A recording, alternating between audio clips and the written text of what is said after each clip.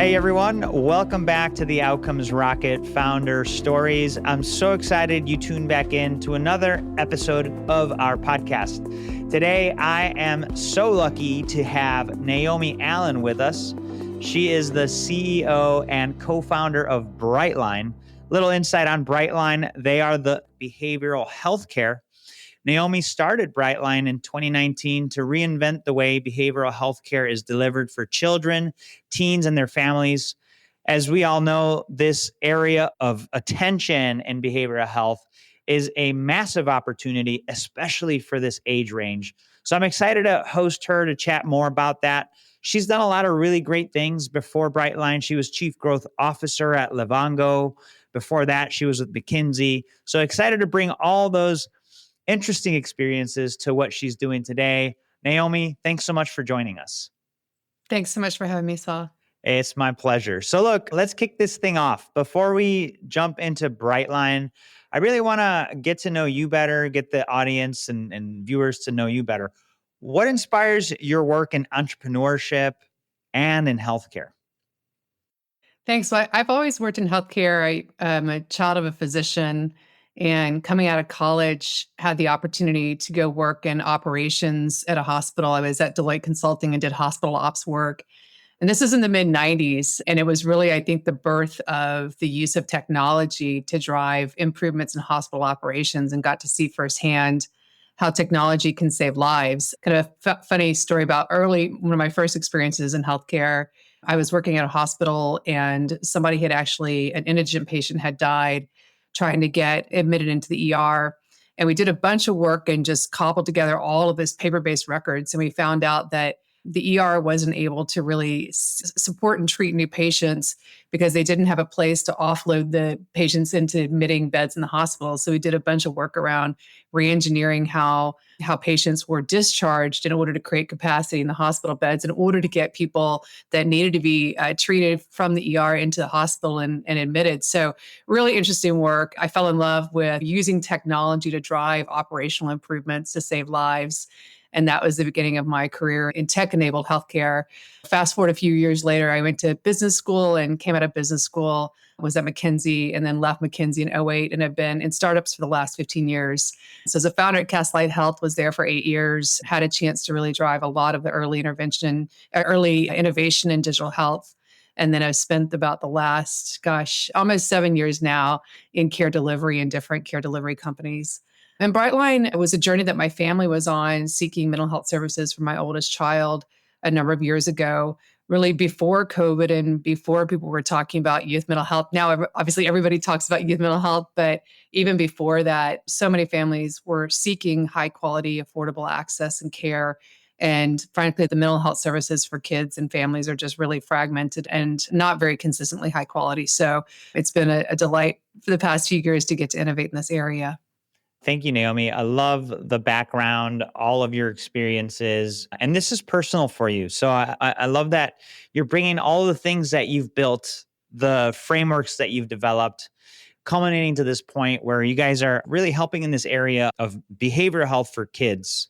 Talk to us about what you guys do at Brightline and how you're adding value to the healthcare. Sure. We have a full platform of care for kids age 0 up to 18. That's a family-focused care model. So what that means is we have a technology that has digital interventions. We've built a few hundred digital interventions that are available to families 24/7 on the go whenever they need them.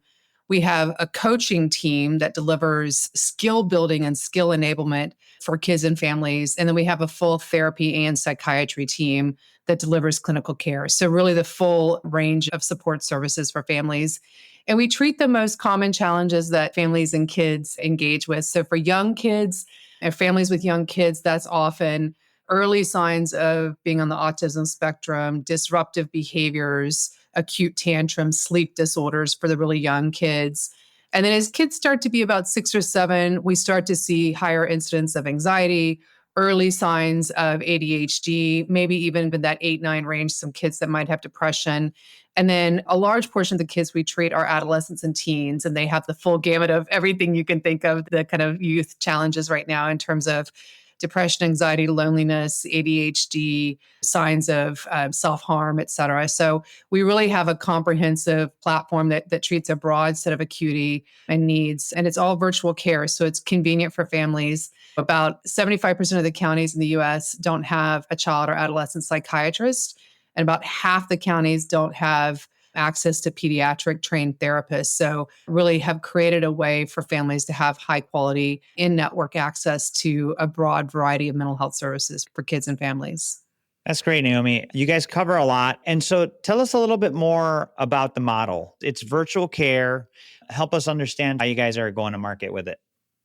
Sure. We've had two main go to market engines. The first one that we started with was creating insurance relationships. And that's really critical because, as you may know, Saul, so many pediatric therapists don't accept insurance at all. And so, in order to create those insurance relationships, we really had to demonstrate that we were following high quality measurement based care. So, we started with first principles, what do families need, interviewing a bunch of families, and then what's the best in class clinical care that we can provide. And we built our clinical programs and measurement programs first.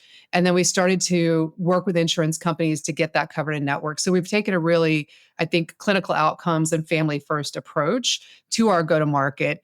And then we started to get insurance contracts. And through those insurance contracts, we added employers as our customers. So right now we have a little over 600 employer customers.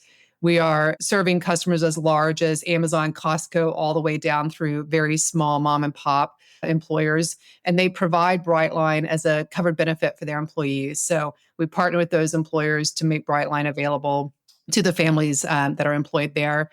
And then a couple of years ago, as the youth mental health crisis started to really gain awareness and visibility across the country, we also started to see a growth in public sector opportunities where either state or local or municipal governments were trying to figure out how to help the families in their geographies.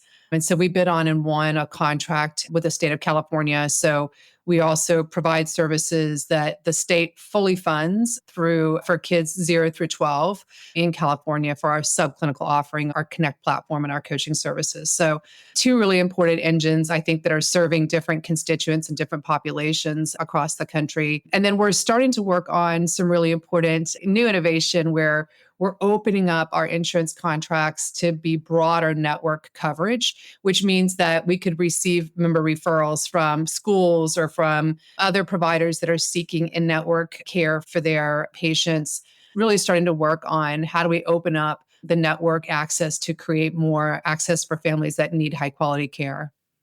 That's fantastic. Thanks for sharing that. There's certainly great opportunities for many people, it sounds like now, to access Brightline suite of really self-service, but also coaching solutions for behavioral health. It seems like California is pretty ahead of the game on a lot of things mental health. Help us understand that, because I've had a couple conversations. State of California has come up. Are they ahead of the game? I think for sure in terms of the kind of the breadth of the vision and the commitment to the investments there, I think California so often leads the way for the country in terms of thinking about macro level trends and how do you solve them structurally. Governor Newsom, I think, is really, and the first partner, I think, have really been leading a lot of thinking around mental health across the country. But we are seeing other states. I certainly am excited by Governor Hochul's announcements coming out of New York. She's definitely driving a lot of innovation and investments in New York State. We're seeing some really good work in Illinois and Pennsylvania and other states. I think California is not alone. I think that there is broader awareness of the country, and we're starting to see more and more states really try to crack open, like, is it access to more intensive outpatient, inpatient services, school-based services? Do we partner with a party that can span a lot of the support like a Brightline? So we are seeing a lot of really thoughtful work being done across multiple states now. Appreciate the landscape view there. That's very interesting. And folks, a lot of great things happening in behavioral health. Just exciting to see the advancement that is being made by companies like Naomi's. They're making it possible for access to be a thing. Whereas before it was always like, we don't have enough supply. We can't do that. Like a bunch of excuses have turned to now we have solutions. So this stuff isn't easy to do, Naomi. So I want to, as a founder, give you a ton of credit for what you and the team have been able to do. As you've been building the company, what would you call out as differentiators for you guys that really help stick out beyond other services that do similar things? Yeah, I think it's really critical that we are measurement based and we measure every single family that comes through. We're establishing a baseline and measuring their progress. In the pediatric space, so much of care is not measurement based. Many clinicians are trained in more play based modalities or other modalities that can be effective, but don't have a consistency of knowing what does a clinical outcome look like.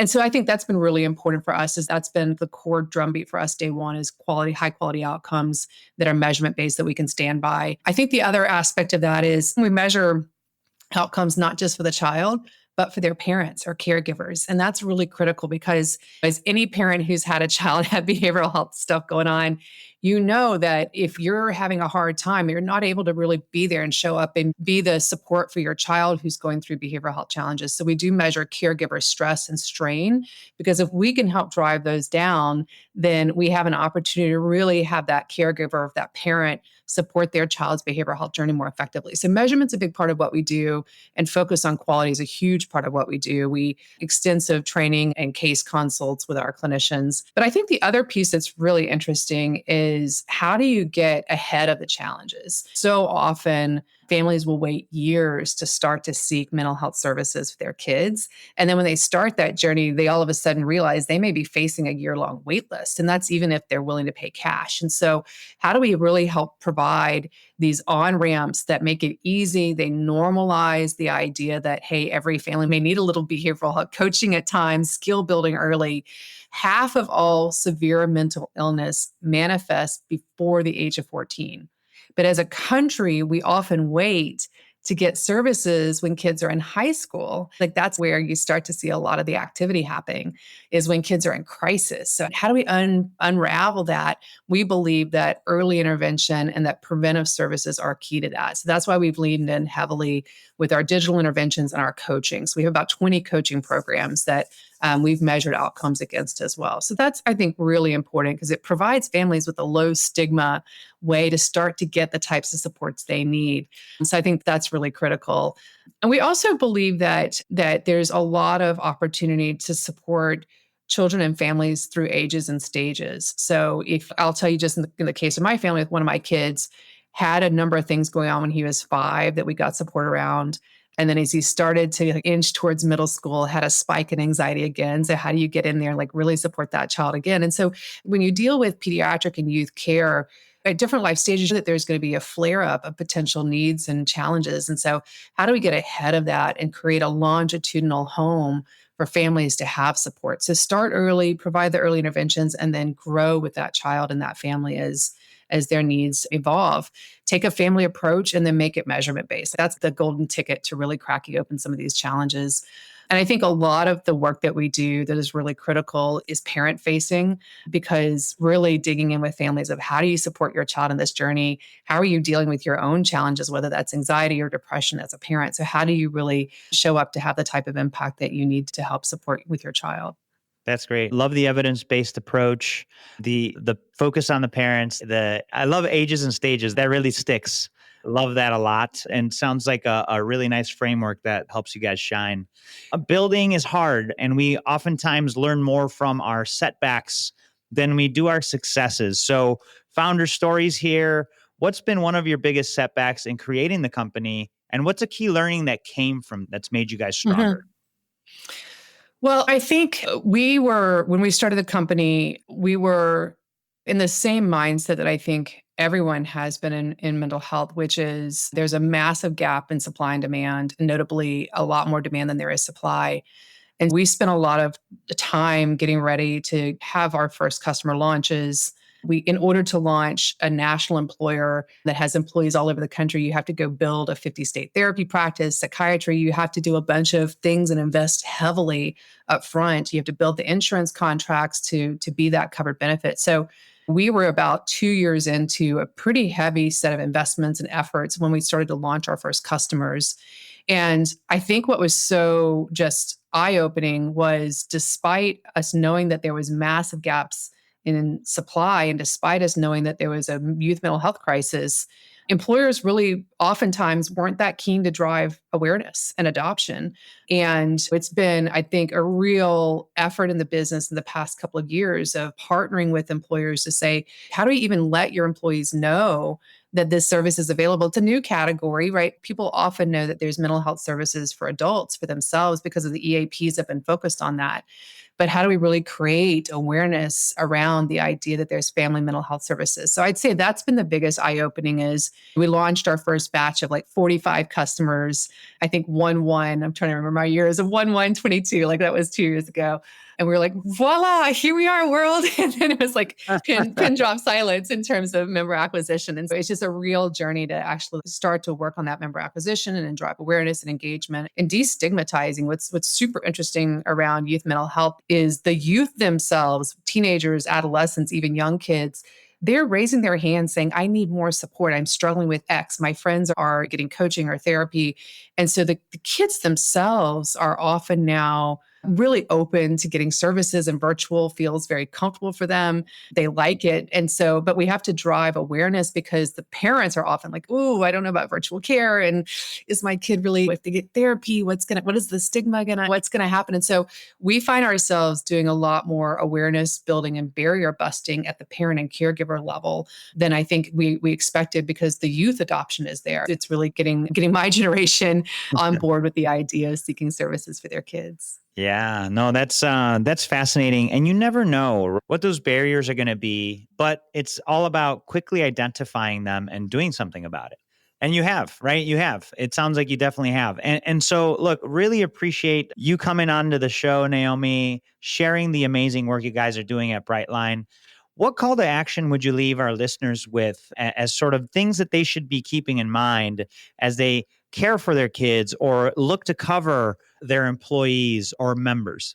I think the biggest thing is for parents to know that kids are really strong and resilient. And if you're struggling with your child or you're seeing your child struggle, just taking that first step, first call with a coach, first appointment with a therapist, seeing a school counselor and seeing if your child needs support, because getting on the path early really matters. And kids often get better. Kids are really resilient. Mental health early intervention is really high impact for kids and families. I'd say for employers, please visit us at Hello Brightline if you're interested in learning more. We'd be delighted to have conversations with employer prospects. And then same for health plans and partners. We're just excited to continue to build that ecosystem. Amazing. Naomi, thanks for that close. Nothing more from my side to close, as that's such a great call out. Folks, remember in the show notes, you'll find ways to get in touch with Naomi as well as her team at Brightline. So make sure you check those out. This has been a phenomenal interview with Naomi Allen, CEO and co-founder of Brightline. Let's do some stuff for our kids that's really going to help them get what they need. Naomi, thanks for you and what your team does. Thank you so much.